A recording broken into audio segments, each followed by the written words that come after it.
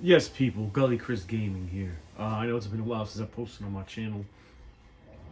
I said I want to do another gameplay of this game because it's kind of self-explanatory, but I kind of disagree with that. I was wrong. So this game is really, I love this game very much. It's very fun, um, and I must say, if you love like role-playing games, turn-based games, so like Final Fantasy type shit, this is the type of game you'll enjoy. And I think it's different because it has to do with mobs, basically mafia or factions, because this game is called Factions. Look at my hand, smell my finger. Um, I just really feel like this game is very different. There's to each character's story, you can basically have multiple endings, or not necessarily the ending, but it really doesn't matter. But it depends on what you do, and then if you do something the right way, you get the special weapon. If you don't do it the right way, you don't get the character's special weapon. Um, so what I wanted to do with this video, I'm trying to make it, not too long because I know everybody's attention span is not that great. I myself included, but I don't mind long videos compared to most of the population for some reason. So in this video, I want to break down the what I know of each character in the game, since I beat the game with each character. Yeah. Also, I can't believe I forgot the guy's name, but the link will be in the description. I'm gonna show you his channel. He explains the game like no one else, and he knows the game very well. So the link will be in my description, so you can watch some of his videos and learn more, just in case I missed something, or he just explains it the right way, compared to myself. So this won't be the only video I'm doing for this game. I'm also trying to like break down stuff in game, like what to do, what things mean, like the diplomacy and how you can like interact with other mob bosses or faction bosses. Okay, so this one strictly about what I know, what I've played for each character. Okay, so starting with Maggie Dyer, right? So each character has their own special ability. Maggie Dyer has the Lion Tamer. Target an enemy character with your whip, drawing them to a nearby tile. So tile is, when you move around the game, each person has more movement than the other person. So you can, usually your boss has, your character, the main character, can move more further than other people can.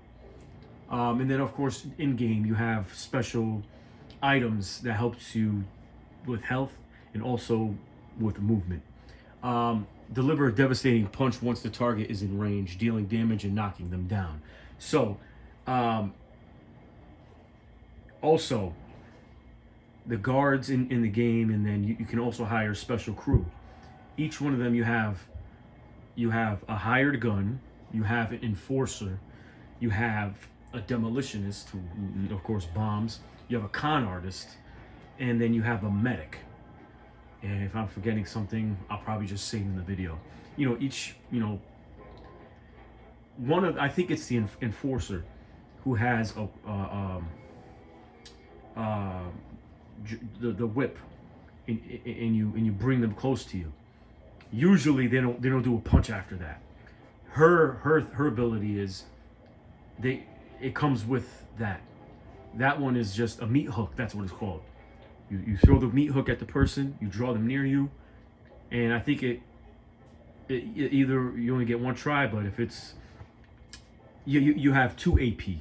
So 2 AP is 2 tries. I think it's 1 AP. Okay, but if it's 2, then it's basically a waste, because every time I've seen other characters use it, they draw you to them and then they do nothing. Okay, so her empire bonuses. This is crazy. This is what basically comes with it. So when you have an empire and you have a precinct, right? the precinct, you can have multiple businesses in that precinct. So her bonus is racket income is increased by 2.5%. Tattoo parlor. And then also they give you other things like hotel brings in more income. You have mob lawyer to decrease the police attention in the neighborhood or that precinct. What I must say is, I'm about to speak on that police shit too. Red lights out, brothel deflect upgrade cost 20%. So when you upgrade your buildings, right? You have security, you have deflect, which is get rid of the cops. Ambiance or production, which it increases, it brings in more customers, but also brings in the attention of the police. And then like brothels and I think speakeasies have word of mouth. Same thing I think with casinos, word of mouth. You spread the word of mouth. You know what I mean? People get, the word on the streets is, oh, this place is popping. That doesn't really do anything, but it's the production or the ambiance that increases police attention. So the trick to that, with every character, you want to raise the deflect by 2 stars before you want to do the ambiance or production of breweries. Breweries actually bring in more police attention because this is the 20s, prohibition, so you want to be careful with that. So at first you're not going to make that much money because you're paying to get rid of the cops and get rid of attention, but it pays off. So off the record, speakeasy police activity -1, heartbreak kid, Shawn Michaels, faction rating loss when breaking treaties and businesses arrangements, -50%. So you know how that goes. That's self-explanatory right there. So don't break a treaty, or no, you can, but I guess you won't lose as much as other characters. You might lose some respect, rating, whatever. Rating is, you get a high rating, low rating with the next boss, and if your rating goes down too low, you can't really do anything with them. They fucking hate you. So what I could say about Maggie Dyer is this, playing with her. As you can see, speakeasy police activity -1.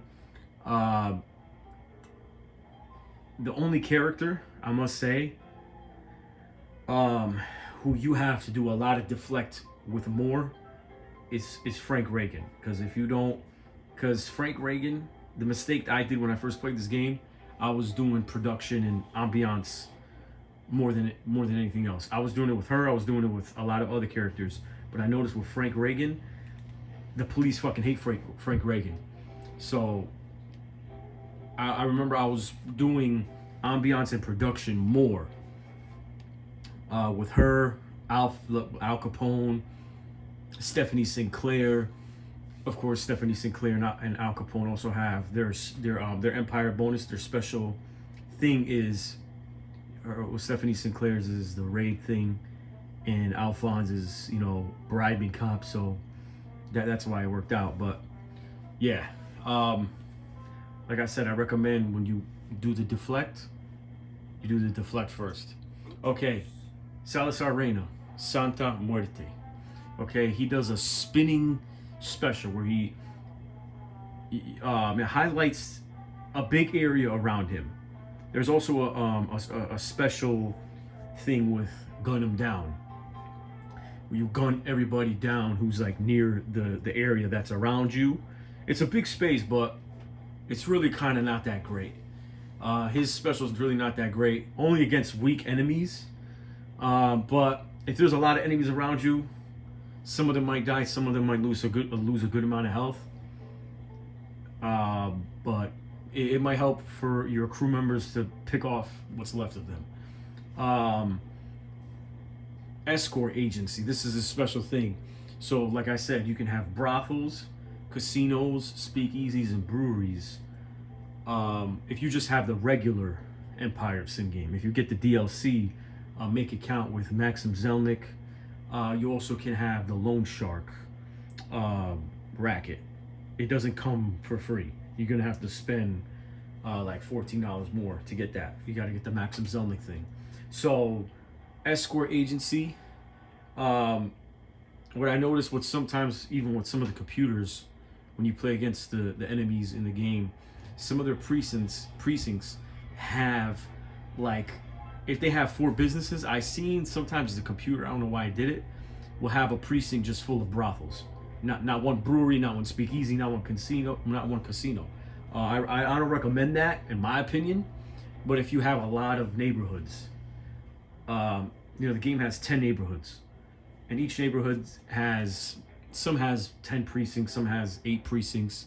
So if you have, like, let's just say, for example, 5 neighborhoods, if one of your precincts just has mad brothels, you could do that. As long as you have other breweries to make up for it, more casinos and other things like that. And so his thing is, if the special is the brothel income is increased by 10%.